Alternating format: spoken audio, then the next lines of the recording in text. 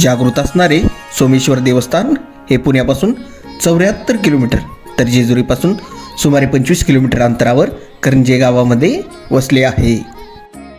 सुंदर आणि भव्य कमानीमधून आपला मंदिर परिसरामध्ये प्रवेश होतो. मंदिर परिसरामध्ये वाहन लावण्यासाठी प्रशस्त असे वाहनतळ आहे.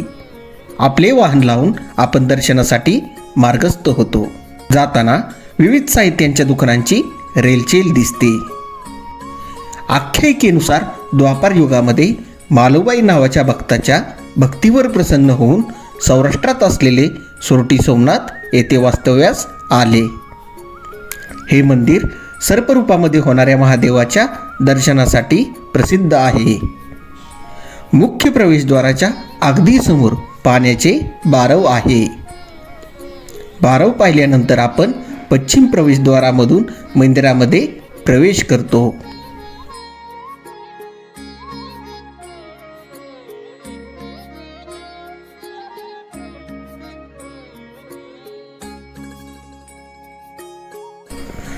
सभामंडपामध्ये 3 नंदींची स्थापना केलेली दिसते.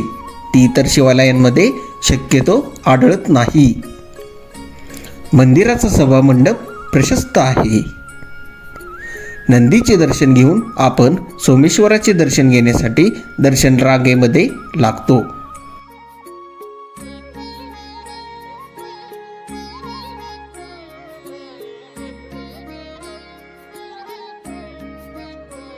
मुख्य प्रवेशद्वाराच्या डाव्या बाजूस महादेव आणि मालुबाईची प्रतिमा तर उजव्या बाजूस श्री गणेश आणि पार्वती मातेची प्रतिमा स्थापन केलेली दिसते. त्यानंतर आपण गर्भगृहामध्ये दर्शनासाठी जातो. गर्भगृहाचे प्रवेशद्वार अजूनही मूळ स्थितीमध्ये आहे.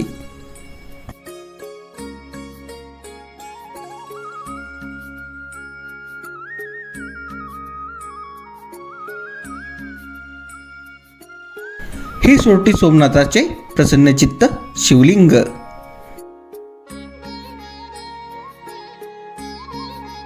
दर्शन घेऊन झाल्यानंतर आपण बाहेर हे चाफ्याचे आळे पाहतो. येथे प्रकट होणाऱ्या सर्परूपी महादेवांची पूजा अर्चा झाल्यानंतर त्यांना येथे सोडले जाते व येथून ते गुप्त होतात.